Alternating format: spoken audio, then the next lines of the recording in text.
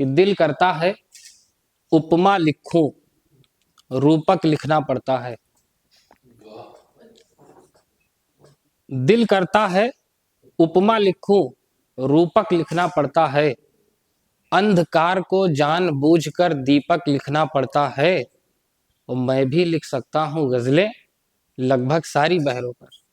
दादा आपको समर्पित कर, मैं भी लिख सकता हूँ गजलें लगभग सारी बहरों पर। इनके इंची टेप के डर से मुक्तक लिखना पड़ता है। मैं मैं भी लिख सकता हूँ गजलें। तो अब आपको थोड़ा थोड़ा लग रहा होगा मैं हंसा लूंगा। मैं खुद बहुत दबाव में हूँ। एक रिश्ता बहुत बदनाम है, फूफा।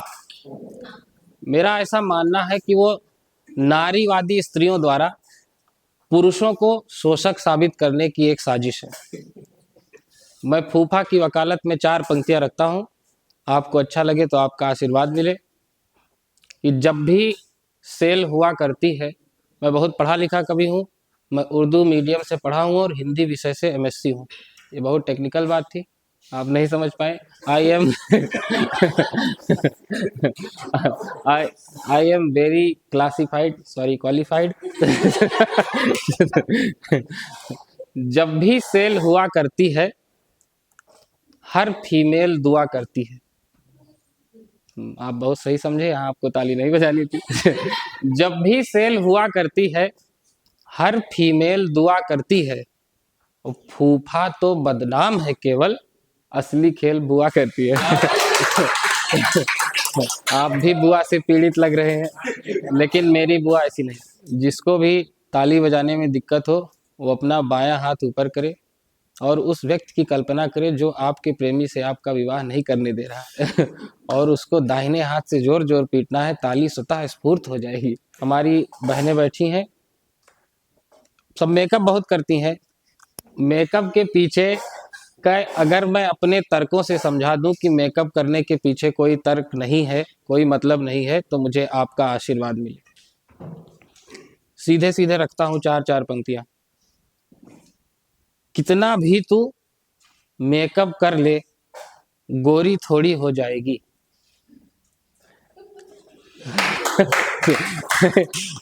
अब अभी मैंने तर्क नहीं बताया, आपको तर्क सुनना है।